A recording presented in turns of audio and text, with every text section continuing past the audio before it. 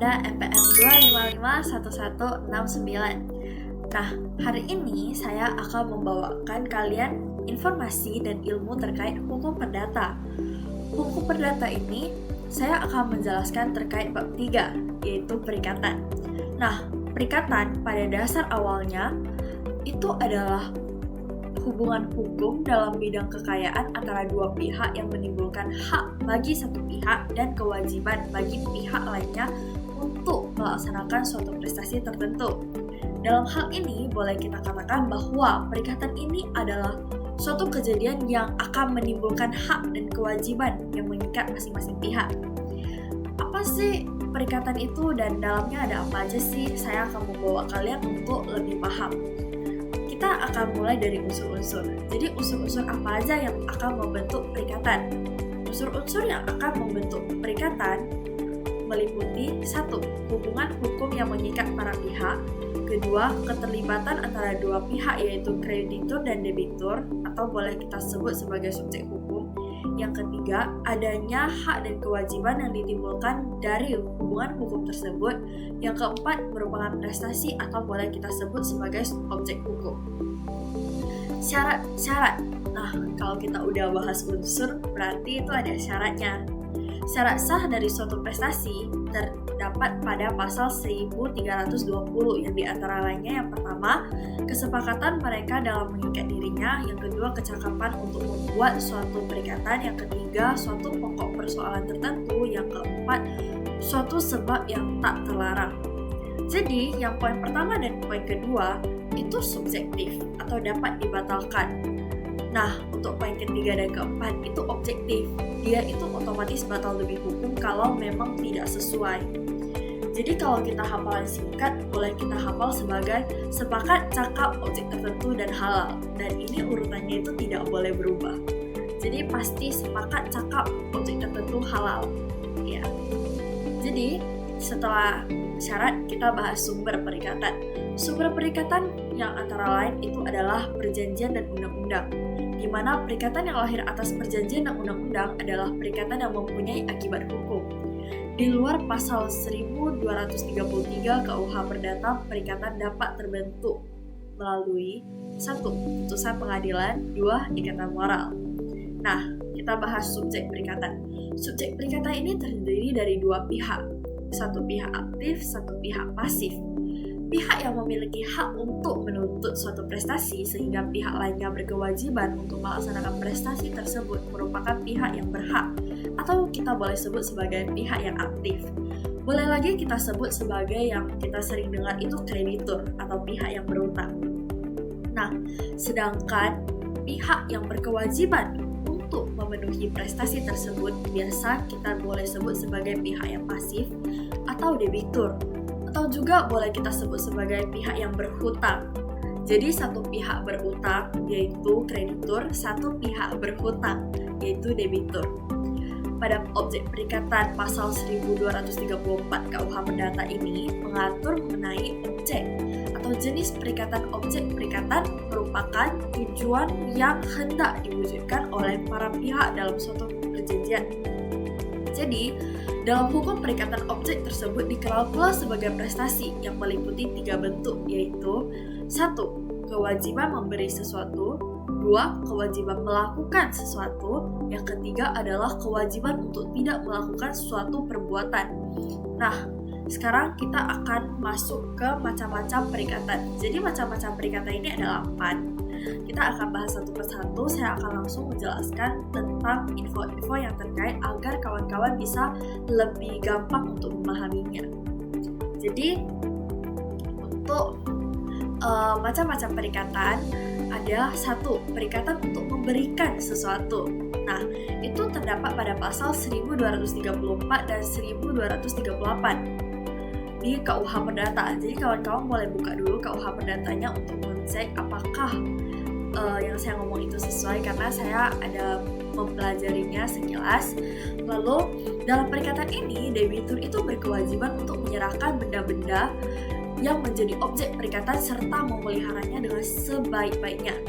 Layaknya seorang kepala rumah tangga yang bertanggung jawab, prestasi dalam perikatan ini ialah kewajiban untuk memberikan atau menyerahkan sesuatu yang biasa kita kenal sebagai istilah levering. Ya, contohnya itu kayak jual beli, sewa menyewa, pinjam pakai, bahkan hibah juga termasuk. Jadi, sekedar informasi bagi yang tidak tahu hibah itu adalah pemberian suatu barang atau hak dari seseorang kepada orang lain itu secara sukarela atau cuma-cuma. Jadi dia tidak meminta imbalan, tidak meminta kayak sistemnya bukan kayak jual beli. Dia itu memang kasih gratis. Jadi ini juga termasuk dalam perikatan untuk memberikan sesuatu. Tapi hibah ini itu saat pemberi hibah masih hidup tanpa mengharapkan imbalan. Ya.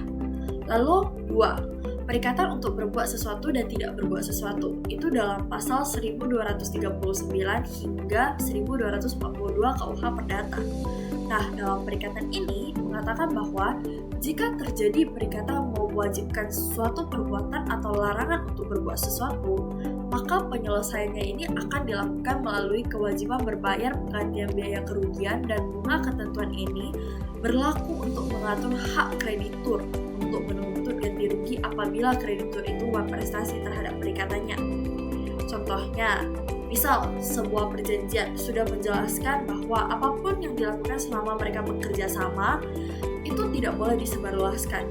Biasanya kan company kan suka kayak gitu ya, kayak kita udah janji, lalu kita udah kerja sama, maka apa yang kita lakukan sekarang ini itu tidak boleh disebarluaskan. Nah, jika misal kita ada 2 company A dan company B bekerja sama, company A dan company B perjanjiannya ada menulis kalau untuk kerjasama ini tidak boleh disebarluaskan terlebih dahulu, masih termasuk secret, masih termasuk rahasia.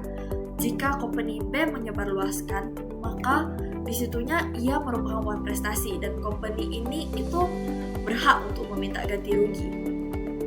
Nah, untuk poin ketiga, perikatan bersyarat pada pasal 1253 hingga 1259 KUH Perdata.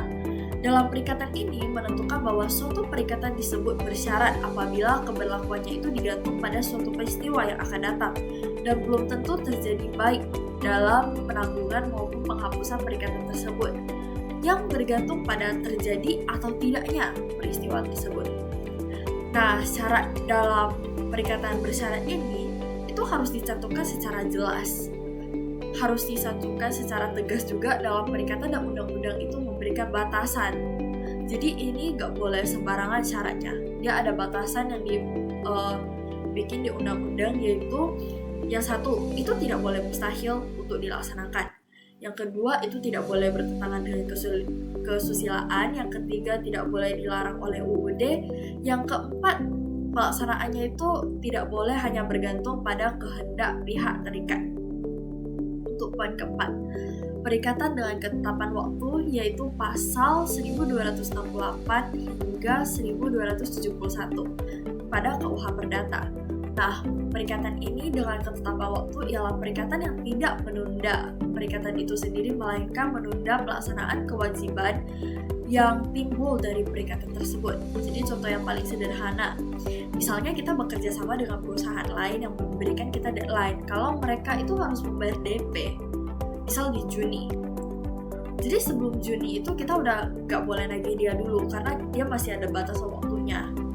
Nah, jika mereka bayar sebelum Juni, mereka juga udah tidak boleh ambil balik uangnya, dan kita udah tidak boleh nagih kedua kalinya, karena mungkin orangnya pikir kayak, sebelumnya kan kita janji Juni kamu harus kasih aku uang, tapi kamu Mei udah kasih, berarti aku Juni boleh ambil lagi dong. Tidak boleh. Jadi kira-kira contohnya begitu. Yang kelima ada perikatan manasuka atau alternatif pada pasal 1235 hingga 1238 KUH Perdata. Kalau yang ini kita langsung masuk contoh aja agar kawan-kawan lebih mudah untuk memahaminya. Jadi misal Budi ada berhutang kepada Lilo. Nah, Budi ini hutang Lilo 10 juta. Jadi Lilo mengatakan kalau misalkan kamu tidak bisa membayar aku hutangnya sesuai dengan tenggat waktu. Kita bermisal kalau tenggat waktunya itu pada Juni tanggal 10. Oke. Jika kamu tidak bisa membayarkan saya 10 juta ini dalam Juni tanggal 10, kamu itu harus menggantikannya dengan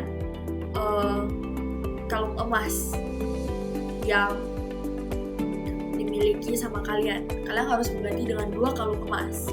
Nah, maka jika pada tanggal 10 Juni Budi ini beneran tidak bisa membayar, ia boleh serahkan 2 kalung emas yang dimilikinya di rumah, dan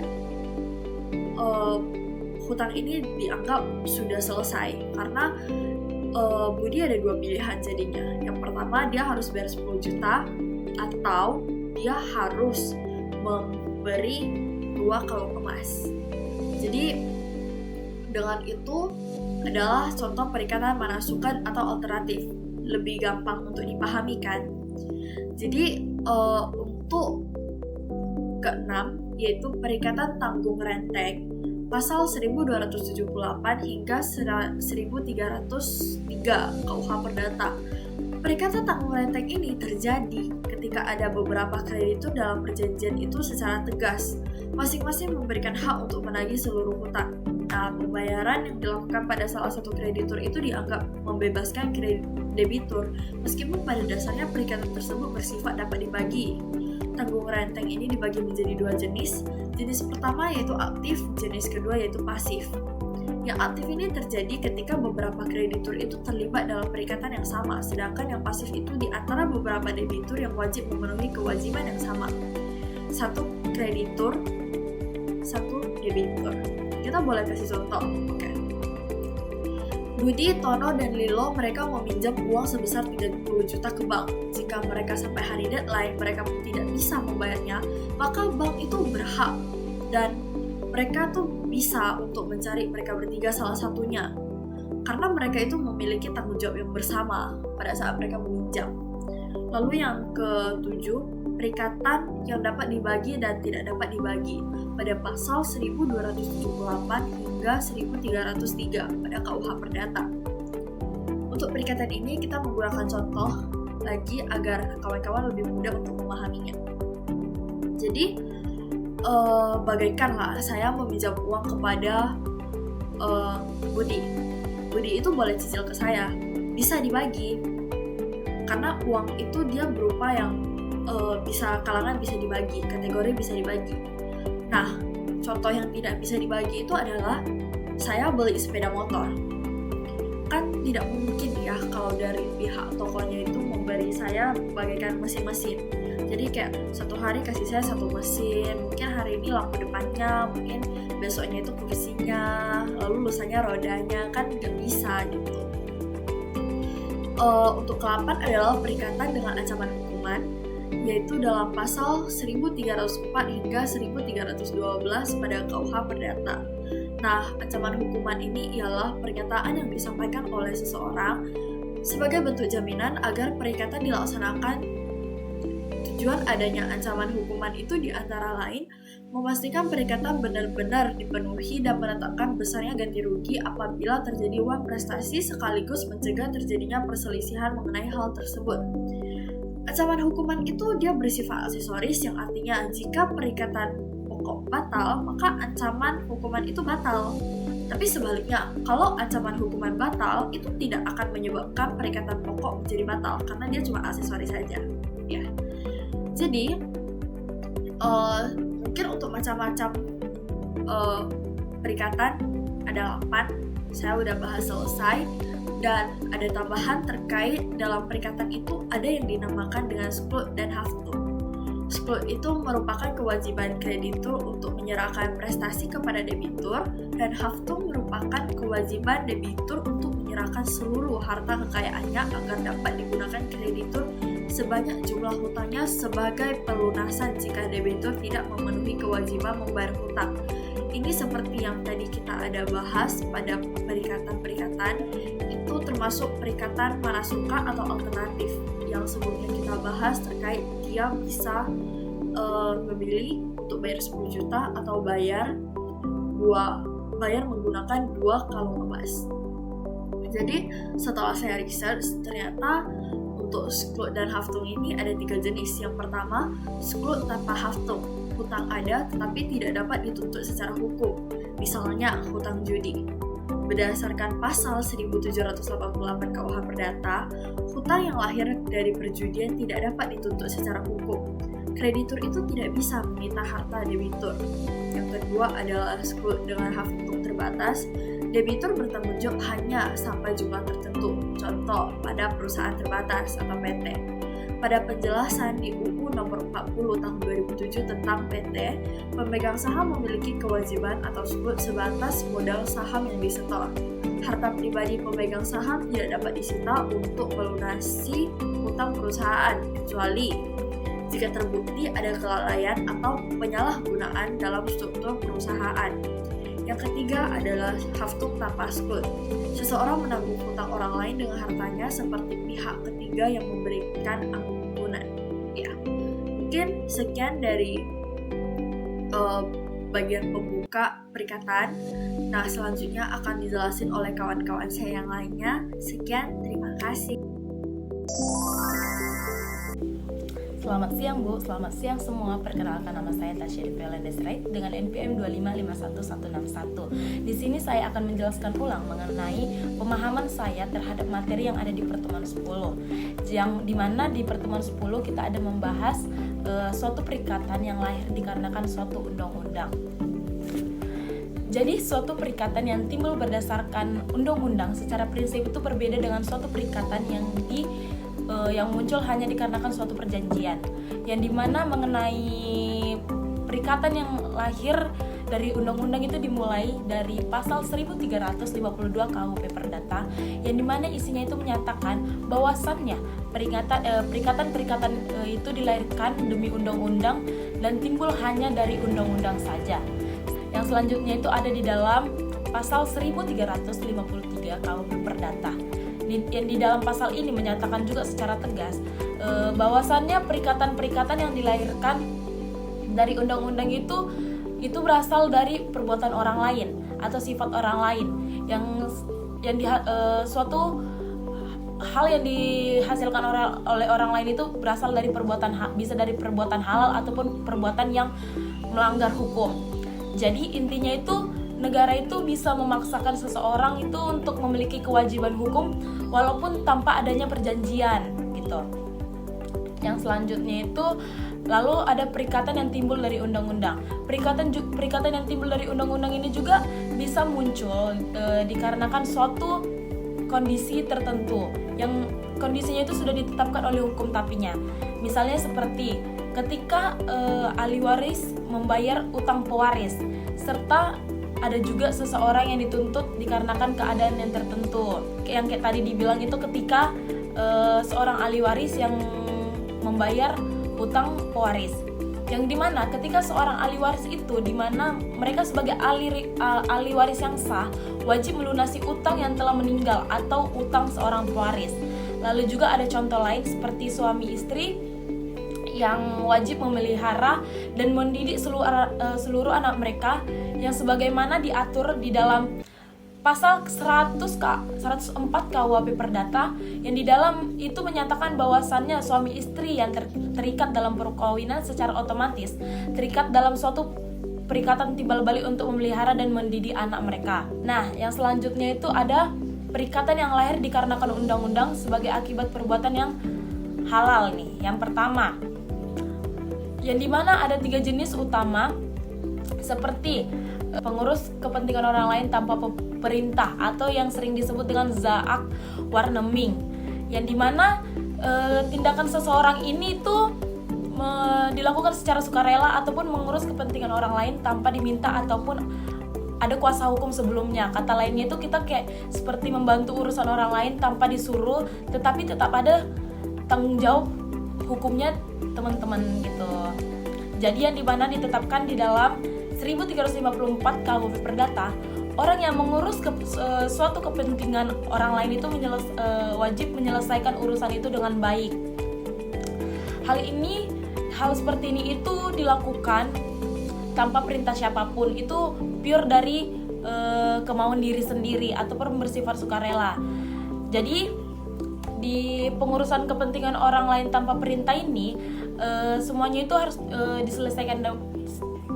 Kita itu menyelesaikan kasus masalah hukum ini itu benar-benar pure dari hati kita tanpa suruhan atau dorongan orang lain. Semisalnya contohnya seperti ketika ada tetangga kita, seorang tetangga kita yang sedang berpergian atau berpergian lama lah, dan mereka itu menitipkan rumahnya kepada kita, lalu rumahnya itu mengalami suatu kebocoran. Nah di situ kita itu kan pasti kita lihat bocor tuh. Kalau kita emang berinisiatif untuk membagusi atap yang bocor itu, walaupun awalnya itu emang yang punya rumah itu gak ada nyuruh, tapi karena emang kita ada kesadaran penuh, jadi itu termasuk ke dalam zaak wardemik, karena kita itu melakukan suatu tindakan yang gunanya itu untuk kepentingan orang lain. Dan juga yang kedua itu ada dengan contohnya saat kita misalnya jumpa orang yang sedang kecelakaan nih, kita tengok ada orang yang korbannya itu kecelakaan, padahal korbannya itu tidak sadarkan diri, padahal kita itu nggak kenal nih sama yang korban itu, tapi karena kita punya hati nurani atau apa yang baik, jadi kita itu membawa korban itu ke rumah sakit, bahkan kita itu menduluanin aja dulu biaya awal pengobatannya supaya dia itu lebih cepat ditindaklanjuti, karena kita tidak tahu mereka itu kan ada surat rumah sakit seperti BPJS atau gimana, jadi kita bayar dulu bercepat ditanganin. Baru itu akibat hukum ini menimbulkan pihak yang menolong yang ditolong itu juga berhak mendapatkan pengganti yang telah dikeluarkan sepanjang mereka melakukan perbuatan baik mereka itu. Dan memang pure perlakuan ini berasal dari perlakuan sukarela atau kemauan dari hati sendiri. Jadinya yang kedua itu juga ada pembayaran tak terhutang, yang dimana seseorang itu membayar sesuatu yang sesuatu yang sebenarnya hal itu tidak wajib mereka bayar. Hal ini terdapat bisa kita lihat dalam pasal 1359 KUP Perdata. Di dalam hukum itu pembayaran seperti ini pada dasarnya itu mereka itu diminta kembali karena tidak ada dasar kewajiban yang sah. Mereka itu tidak ada perjanjian yang sah gitu. Tetapi berbeda dengan misalnya memang yang pembayaran itu emang awalnya dilakukan secara sukarela, mereka itu mau membayar secara sukarela ataupun kondisinya itu tidak ada tuntutan dari orang lain. Jadi itu emang tidak dapat ditarik kembali ya teman-teman. Seperti pernah nih saya cari di searching, ternyata contohnya itu seperti salah satu saat kita salah transfer ke rekening orang lain. Dalam kasus tersebut itu kan penerima uang itu sebenarnya tidak berhak atas uang tersebut kan, sehingga wajib penerima itu mengembalikan dananya itu ke pihak yang melakukan kesalahan transfer. Jadi dapat disimpulkan bahwasannya di pembayaran tak terhutang ini itu suatu hukum itu memberikan perlindungan agar tidak terjadi ketidakadilan akibat pembayaran yang seharusnya tidak dilakukan. Contoh lainnya itu juga ada sering ada juga di suatu perusahaan ketika atasan perusahaan ini salah dalam pembayaran gaji perusahaan, yang dimana suatu perusahaan itu secara tidak sengaja itu mendabelkan transfer untuk pembayaran gaji karyawan akibat ada mungkin kesalahan dari sistem mereka. Tetapi uang itu tidak boleh digunakan karena mereka itu yang karyawan itu tidak memiliki hak untuk dibayar lebih karena mereka tidak ada melakukan kewajiban yang lebih di luar itu. Jadi secara hukum perusahaan itu berhak meminta pengembalian kelebihan gaji yang salah transfer tadi. Jadi karyawan itu wajib mengembalikan dana yang sudah tertransfer kedua kalinya itu. Jadi apabila karyawan itu tidak mengembalikan duit itu, bisa saja perbuatannya itu sama dengan perbuatan yang melawan hukum. Jadi bisa ditindaklanjuti. Jadi hal yang seperti ini tuh menunjukkan bahwasannya kesalahan administratif dalam dunia kerja itu dapat menimbulkan suatu konsekuensi hukum yang serius. Jadi yang ketiga itu juga ada perikatan wajar atau alamiah atau natuur lijak verbintenis, yang dimana suatu perikatan ini adalah hubungan hukum yang dimana perikatan ini tidak bisa dipaksakan di hadapan pengadilan, tetapi perikatan ini tetap diakui secara moral di lingkungan masyarakat luas. Artinya itu suatu pihak yang memiliki suatu kewajiban tidak bisa dituntut secara hukum apabila tidak melaksanakan kewajibannya.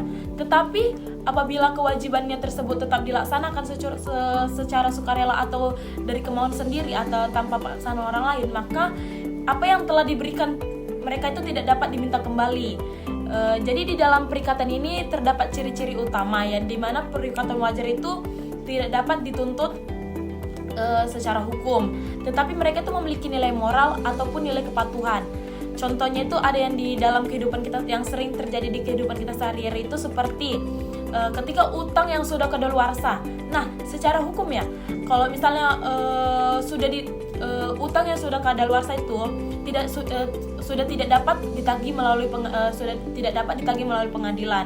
Tetapi beda lagi bila salah satu pihak yang berutang itu emang sukarela mau membayar kepada pihak yang memberi perutangan, kayak yang berutang ini mau membayar tanpa ada paksaan atau tindak lanjut dari pihak lain gitu.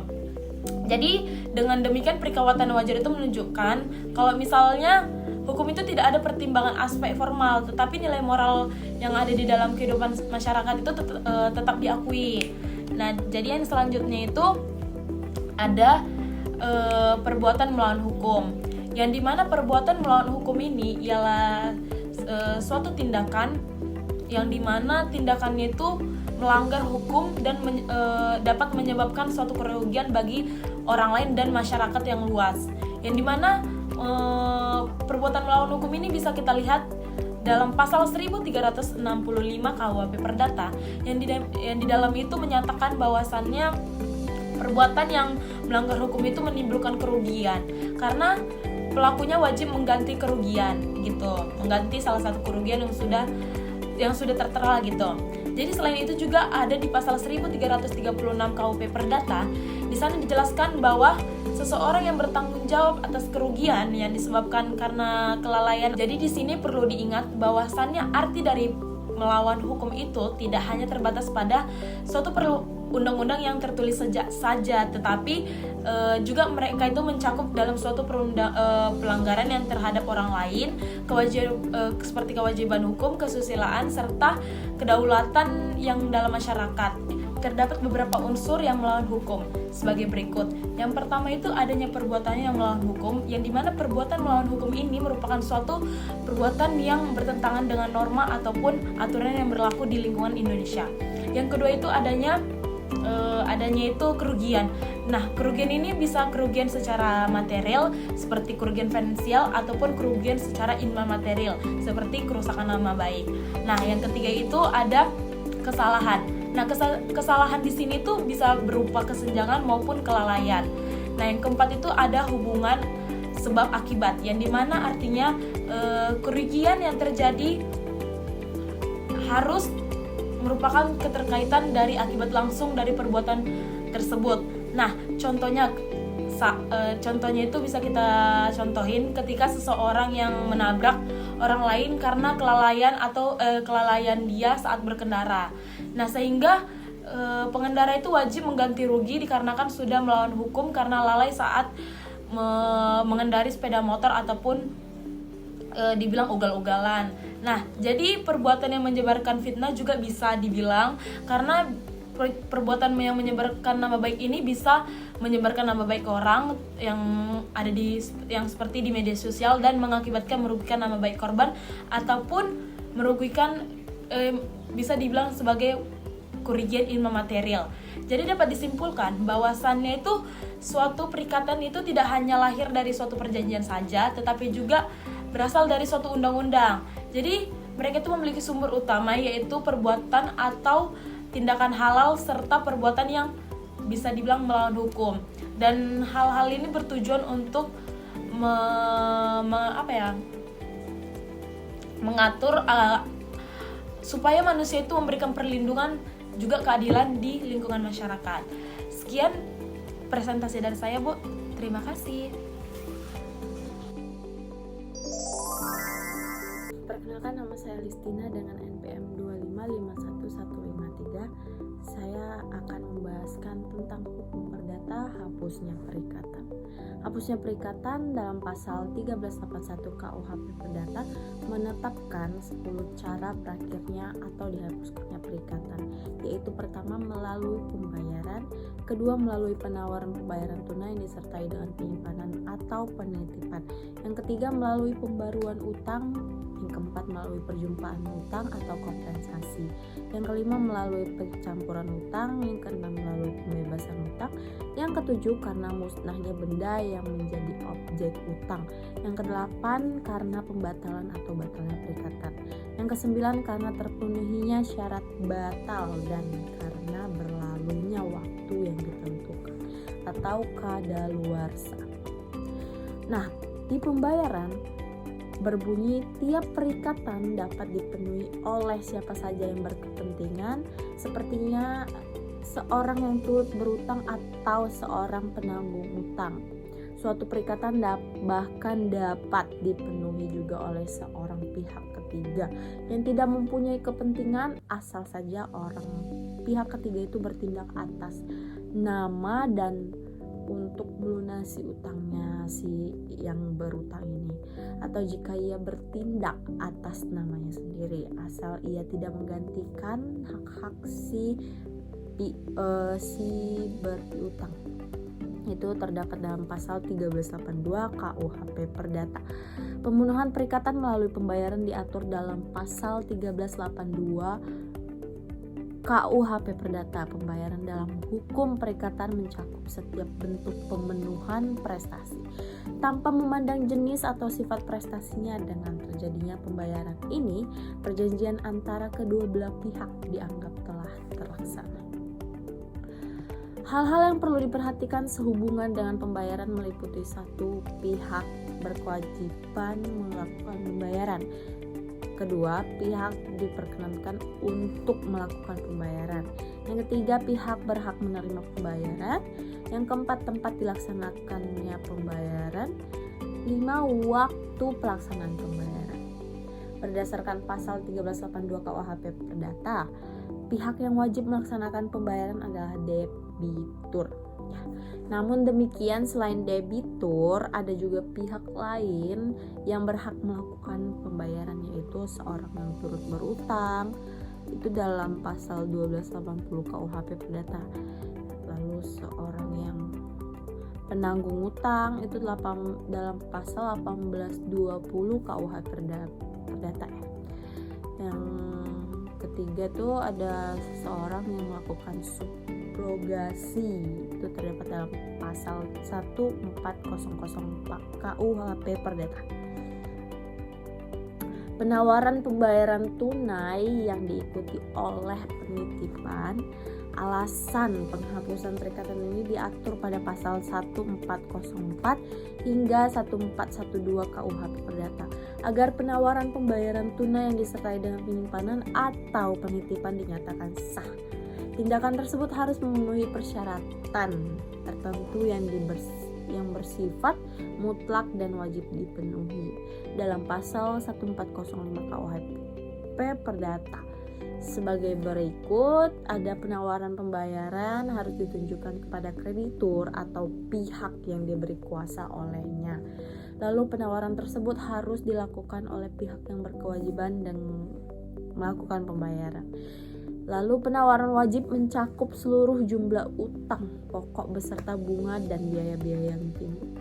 Lalu apabila perjanjian yang melandasi pembayaran telah menetapkan jangka waktu tertentu, maka penawaran hanya dapat dilakukan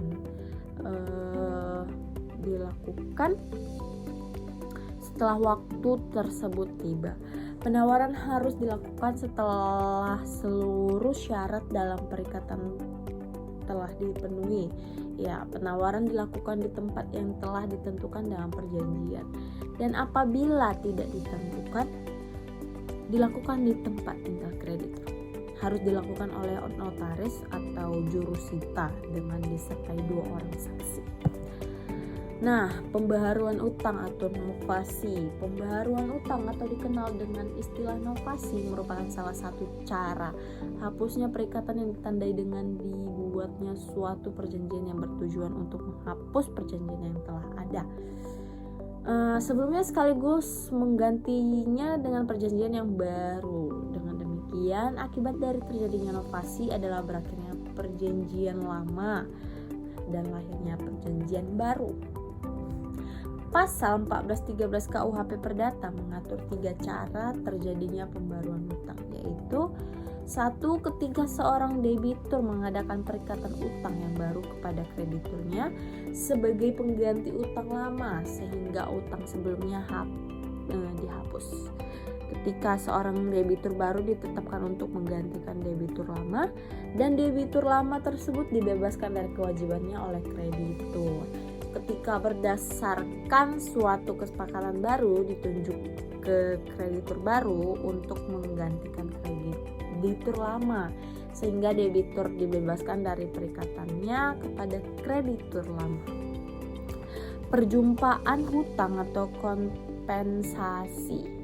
Perjumpaan hutang yang dikenal dengan istilah kompensasi mengacu pada keadaan di mana dua pihak saling memiliki kewajiban atau utang satu sama lain. Dalam situasi tersebut, undang-undang menentukan bahwa utang-utang kedua belah pihak harus dengan saling diperhitungkan antara utang pihak yang satu dan utang pihak yang lain. Itu terdapat dalam pasal 1425 KUHP Perdata. Pasal 1426 KUHP Perdata menetapkan 3 syarat agar perjumpaan utang dapat terjadi, yaitu 1. Kedua kewajiban yang diperjumpakan harus sudah ada pada saat perjumpaan dilakukan, telah jatuh tempo, dapat ditagih serta jumlahnya dapat ditentukan.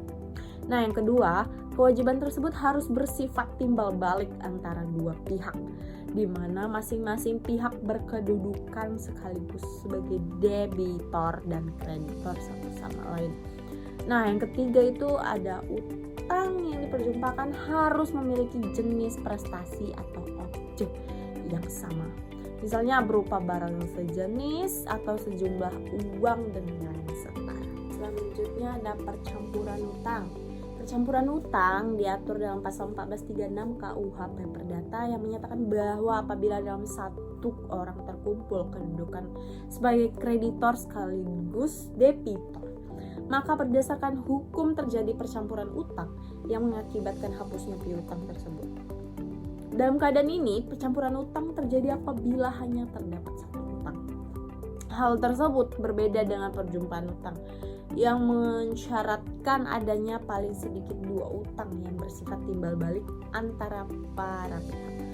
Percampuran utang dapat terjadi karena perwarisan, perkawinan dengan persatuan harta bersama, dan merger atau penggabungan dan konsolidasi atau peleburan.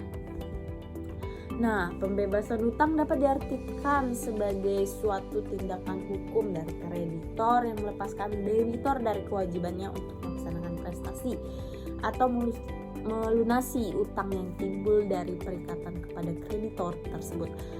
Terjadinya pembebasan utang mengakibatkan hapusnya perikatan yang menjadi dasar timbulnya utang, sehingga kewajiban yang semula harus dipenuhi atau dilaksanakan oleh debitor tiadakan.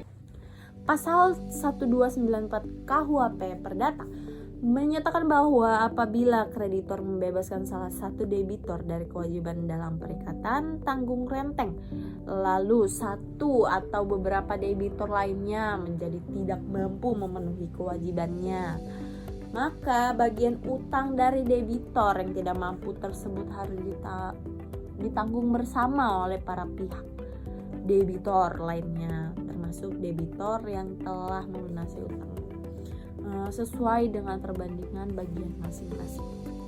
Musnahnya barang terutang menurut pasal 1444 KUHP Perdata, apabila suatu barang tertentu yang menjadi objek perikatan musnah tidak lagi dapat diperdagangkan atau hilang, bukan karena kesalahan debitor, serta peristiwa tersebut terjadi sebelum debitur lalai menyerahkannya pada waktu yang telah ditetapkan, maka perikatan tersebut menjadi hapus. Walaupun debitor telah lalai dalam menyerahkan barang tersebut, ia tetap dibebaskan dari perikatannya apabila dapat membuktikan bahwa musnahnya barang itu disebabkan oleh suatu peristiwa yang berada di luar kekuasaannya.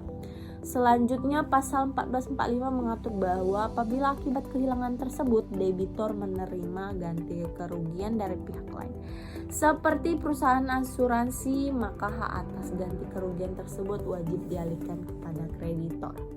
Pembatalan perikatan serta berlakunya syarat batal.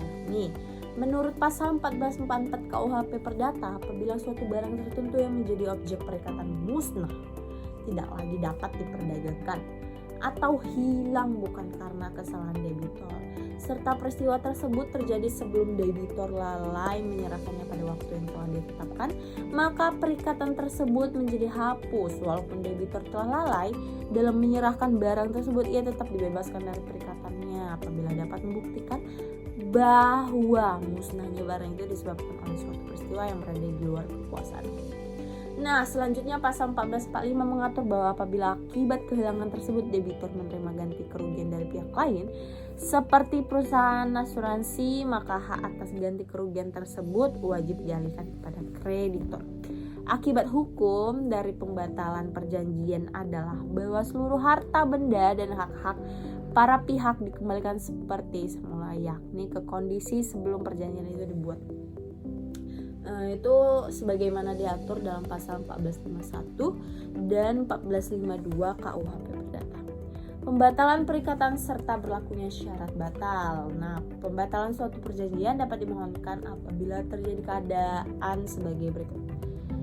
Tidak adanya kesepakatan yang diberikan secara bebas oleh para pihak dalam perjanjian, baik karena adanya kekhilafan, paksaan, maupun penipuan yang dialami oleh satu pihak pada saat perjanjian dibuat, sebagaimana diatur dalam pasal 1321 sampai dengan pasal 1328 KUHP Perdata.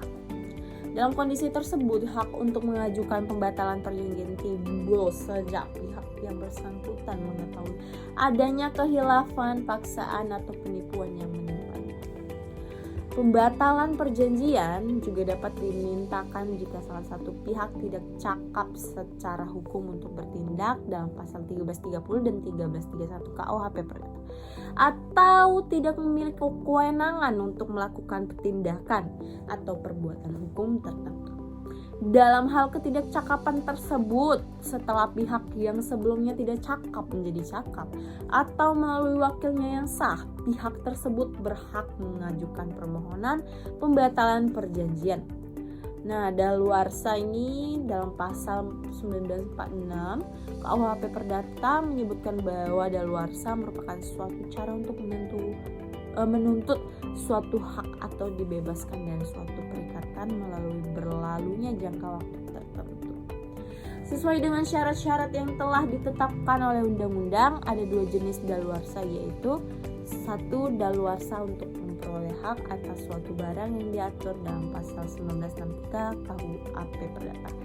Lalu daluarsa untuk dibebaskan dan suatu perikatan atau dibebaskan dari kewajiban diatur dalam pasal 1967 KUHP Perdata.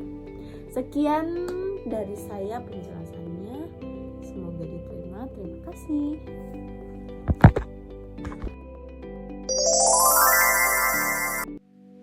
Halo semuanya, perkenalkan nama saya Puji Rahayu Hasibuan dengan NPM 2551164. Sekarang saya akan menjelaskan secara sederhana tentang dua istilah penting dalam hukum perdata.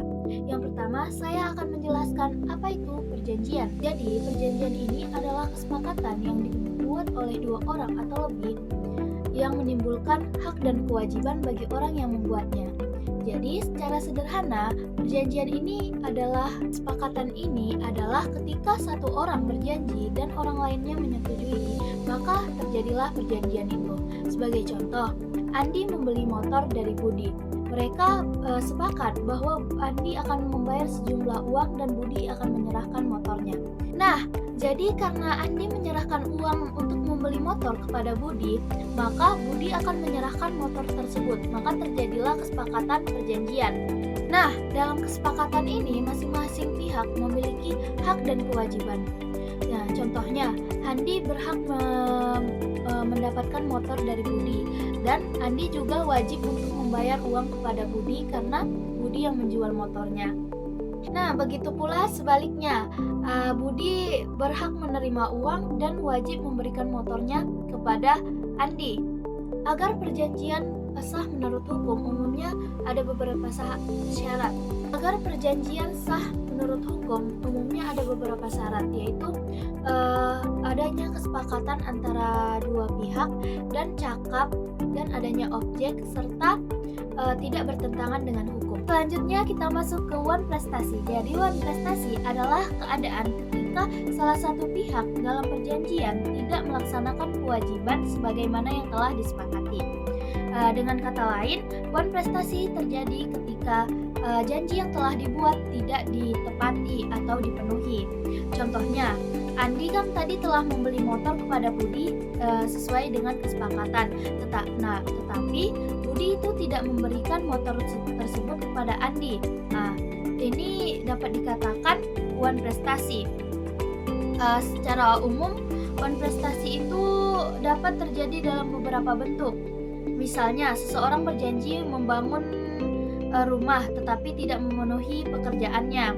Nah, tetapi akibat dari wan prestasi ini, jika seseorang melakukan wan prestasi, maka pihak yang dirugikan dapat menuntut beberapa hal.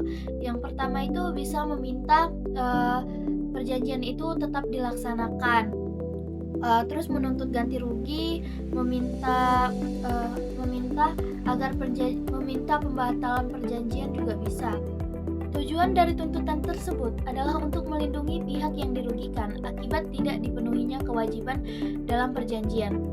Kesimpulannya, sebagai kesimpulan, perjanjian adalah kesepakatan antara dua pihak atau lebih yang menimbulkan hak dan kewajiban, sedangkan wan prestasi adalah kegagalan salah satu pihak untuk memenuhi kewajiban pihak lainnya. Terima kasih. Jadi dalam kehidupan sehari-hari kita sering membuat perjanjian baik disadari maupun tidak disadari. Misalnya saat membeli barang secara online, menyewa kos, meminjam uang, atau melakukan kerjasama dengan orang lain. Oleh karena itu penting bagi kita untuk memahami isi perjanjian sebelum menyetujui. Setiap perjanjian yang dibuat harus dilaksanakan dengan penuh tanggung jawab. Jika salah satu pihak tidak memenuhi kewajibannya, maka dapat menimbulkan kerugian bagi pihak lain dan berpotensi menimbulkan sengketa hukum. Inilah mengapa setiap pihak harus beritikat baik dalam melaksanakan apa yang telah disepakati. Selain itu, sebelum membuat perjanjian, sebaiknya para pihak menjelaskan hak dan kewajiban masing-masing secara jelas. Dengan adanya kejelasan tersebut, kemungkinan terjadi wan prestasi dapat dikurangi. Perkenalkan, nama saya Chandra Wijaya dengan NPM 2551159. Di sini saya dengan Aziza rekan saya akan memberikan kronologi kasus untuk memberikan pemahaman yang lebih dalam kepada teman-teman tentang pembahasan kita, yaitu buku ketiga tentang perikatan. Mungkin teman-teman sekalian sudah mendengarkan penjelasan dari teman-teman sebelumnya. Namun agar memperdalam pemahaman teman-teman tentang perikatan, saya membuat contoh kasus di mana berisi kronologi, pertanyaan, dan jawaban yang akan menambah pemahaman teman-teman terhadap yang sudah kami jelaskan sebelumnya. Nah, kronologi kasusnya, pada 10 Januari 2026, Bapak Andi Pratama mengadakan perjanjian pemborongan dengan CV Maju Jaya yang diwakili oleh Saudara Budi Santoso untuk pembangunan rumah tinggal 2 lantai di Kota Batam. Nilai seluruh pekerjaan yang disepakati adalah sebesar 350 juta dengan jangka waktu pelaksanaan selama 6 bulan, terhitung sejak tanggal penandatanganan perjanjian hingga tanggal 10 Juli 2026. Dalam perjanjian tersebut disepakati bahwa Bapak Andi akan membayar uang muka sebesar 50% dari nilai kontrak, yaitu 175 juta rupiah, sedangkan sisanya akan dibayarkan setelah pekerjaan selesai. Nah, setelah perjanjian ditandatangani, Bapak Andi memenuhi kewajibannya dengan membayar uang muka sesuai kesepakatan. Namun, hingga batas waktu yang telah ditentukan, pembangunan rumah tersebut baru mencapai sekitar 60% dari pihak CV Maju Jaya. Pihak CV Maju Jaya menghentikan pekerjaan secara sepihak dengan alasan mengalami kesulitan keuangan dan kekurangan tenaga kerja. Padahal alasan tersebut tidak pernah dicantumkan dalam perjanjian sebagai keadaan yang membebaskan pihak kontraktor dari kewajibannya. Bapak Andi telah beberapa kali memberikan teguran dan meminta agar pembangunan rumah segera diselesaikan dengan isi perjanjian yang telah disepakati. Akan tetapi pihak CV Maju Jaya tidak memberikan kepastian mengenai kelanjutan pembangunan tersebut. Akibat keterlambatan dan terhentinya pekerjaan tersebut, Bapak Andi mengalami kerugian material karena harus mengeluarkan biaya tambahan untuk menyewa tempat tinggal. Sementara itu, Bapak Andi juga mengalami kerugian waktu akibat rumah yang seharusnya sudah dapat ditempati menjadi terbengkalai.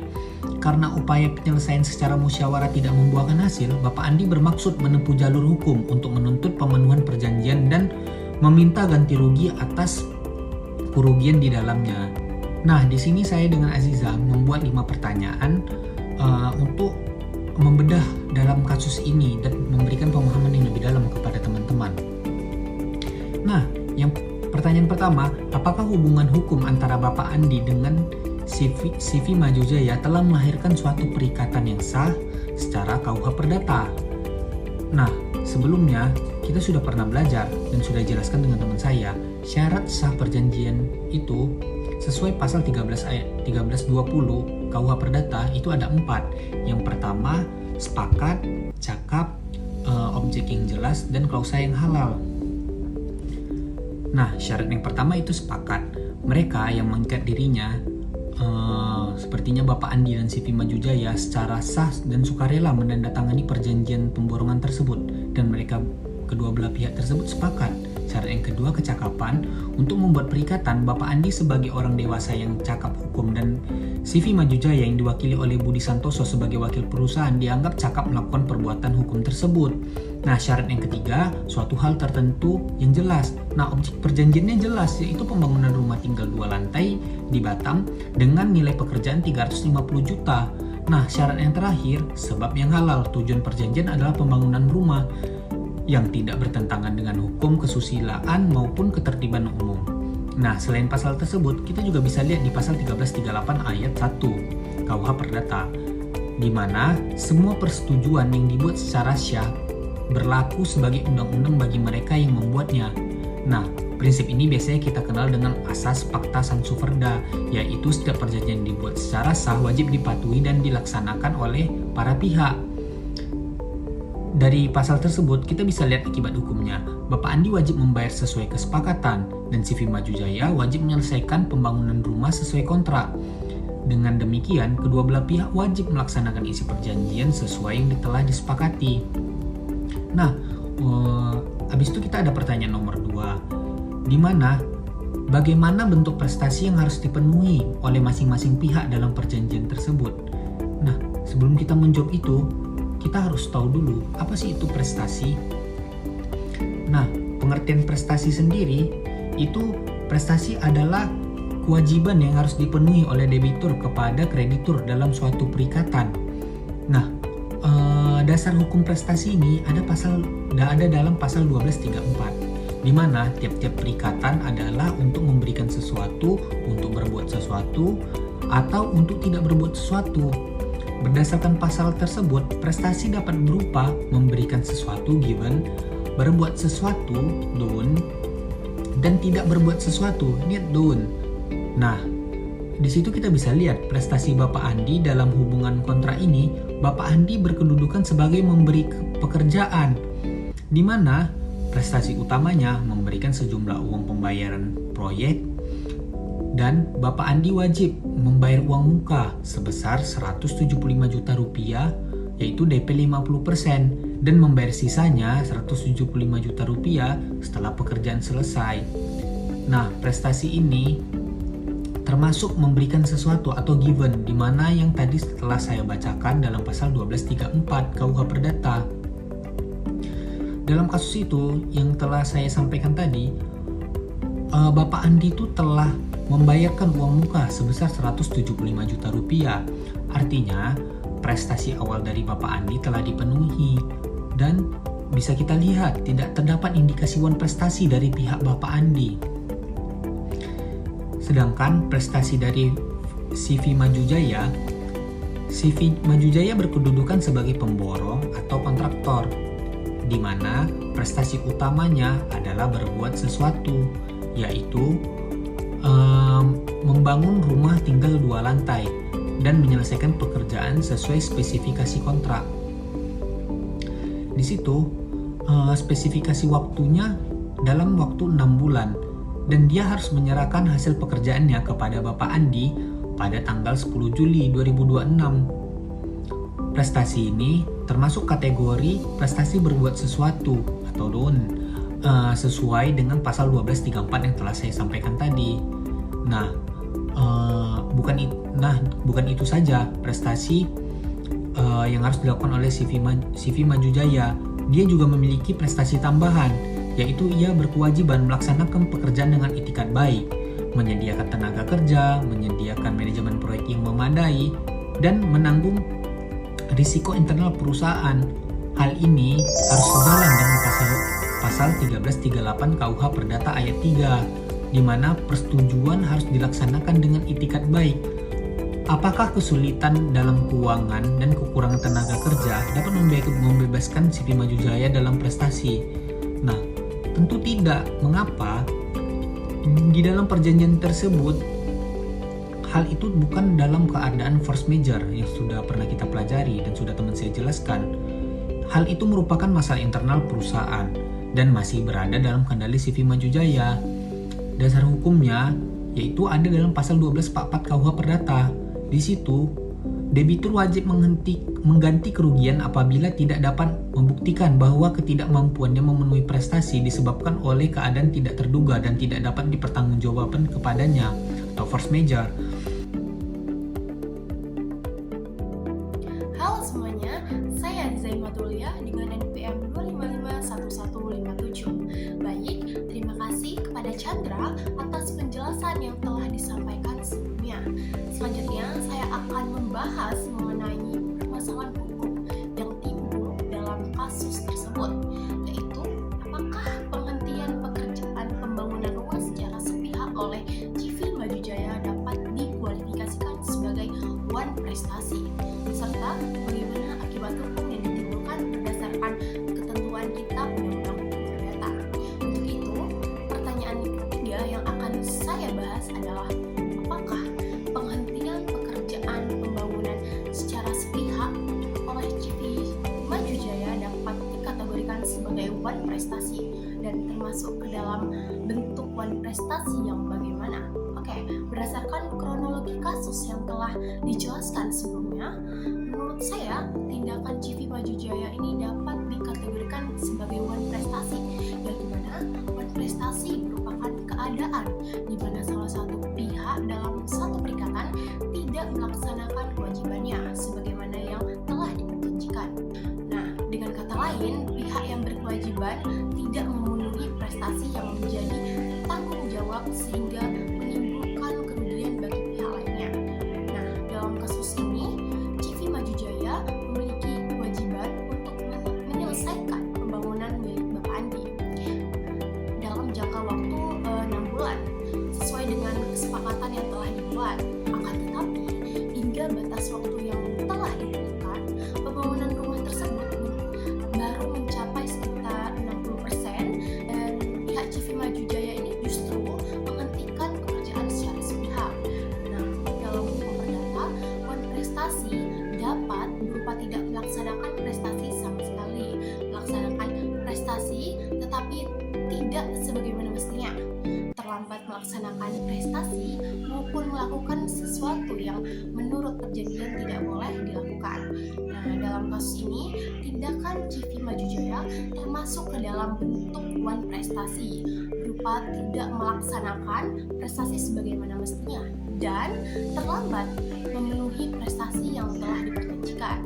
Nah, Selain itu, penghentian pekerjaan secara sepihak juga bertentangan dengan asas paktasan seperda yang diatur dalam pasal 1338 KUH Perdata yang menyatakan bahwa setiap perjanjian yang dibuat secara sah berlaku sebagai undang-undang bagi para pihak yang membuatnya.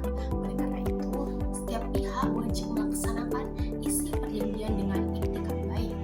Akibatnya, dari tidak dipenuhinya prestasi tersebut, Bapak Andi ini mengalami kerugian baik secara material maupun non-material karena terus mengeluarkan biaya tambahan untuk menyewa tempat tinggal sementara serta mengalami keterlambatan dalam menempati rumah yang seharusnya telah selesai dibangun. Setelah diketahui bahwa tindakan CV Maju Jaya ini dapat dikualifikasikan sebagai one prestasi, selanjutnya timbul pertanyaan mengenai upaya hukum apa yang dapat ditempuh oleh Bapak Andi sebagai pihak yang dirugikan. Terdapat one prestasi yang dilakukan oleh CV Maju Jaya. Bapak Andi ini memiliki beberapa upaya hukum yang dapat ditempuh. Pertama, Bapak Andi ini dapat memberikan somasi atau teguran kepada CV Maju Jaya agar segera memenuhi kewajibannya sesuai dengan isi perjanjian. Hal ini sejalan dengan ketentuan pasal 1238 KUH Perdata yang pada prinsipnya menyatakan bahwa debitur dianggap lalai setelah diberikan surat peringatan atau setelah lewatnya waktu yang telah ditentukan dalam perjanjian. Nah, somasi ini merupakan langkah awal yang bertujuan memberikan kesempatan kepada pihak yang buat prestasi untuk memenuhi kewajibannya sebelum sengketa dibawa ke pengadilan. Namun, apabila setelah diberikannya somasi pihak CV Maju Jaya ini tetap tidak melaksanakan kewajibannya, nah maka Bapak Andi ini dapat mengajukan gugatan perdata ke pengadilan. Melalui gugatan tersebut menuntut agar CV Maju Jaya ini memenuhi isi perjanjian yang telah disepakati atau meminta pertanggungjawaban agar kerugian yang ditimbulkan akibat tidak terpenuhnya prestasi tersebut. Selanjutnya, perlu diketahui pula mengenai akibat hukum yang timbul dari one prestasi yang dilakukan oleh CV Maju Jaya berdasarkan ketentuan KUH Perdata. Akibat hukumnya dari one prestasi yang dilakukan oleh CV Maju Jaya adalah timbulnya kewajiban untuk memberikan ganti rugi kepada pihak yang dirugikan. Ketentuan mengenai ganti rugi tersebut diatur dalam pasal 1243 KUH Perdata yang pada pokoknya menyatakan bahwa penggantian biaya, kerugian, dan bunganya dapat diminta apabila debitur tetap tidak memenuhi kewajiban setelah dinyatakan lalai. Selain itu, berdasarkan pasal 1266 KUH Perdata, pihak yang dirugikan dapat meminta pembatalan menyajikan perjanjian melalui pengadilan. Selanjutnya, pasal 1267 KUH Perdata ini memberikan hak kepada pihak yang dirugikan untuk memilih beberapa alternatif tertentu, yaitu menuntut pelaksanaan perjanjian, meminta pembatalan perjanjian, menuntut ganti rugi maupun menggabungkan tuntutan tersebut. Nah, dengan demikian, Bapak Andi ini sebagai pihak yang dirugikan memiliki hak untuk memperoleh perlindungan hukum atas kerugian yang tidak timbul akibat dipenuhinya kewajiban oleh CV Maju Jaya. Berdasarkan uraian yang telah dipaparkan sebelumnya, maka ditarik kesimpulan penghentian pekerjaan pembangunan rumah secara sepihak oleh CV Maju Jaya merupakan suatu bentuk prestasi karena pihak tersebut ini tidak melaksanakannya kewajiban sebagaimana mestinya yang telah diperjanjikan. Oleh karena itu, berdasarkan ketentuan KUH Perdata, Bapak Andi ini sebagai pihak yang dirugikan berhak melakukan upaya hukum berupa pemberian somasi, mengajukan gugatan, serta menuntut ganti rugi maupun pembatalan perjanjian dengan sesuai dengan ketentuan yang berlaku. Dengan demikian, pembahasan yang dapat saya sampaikan. Terima kasih.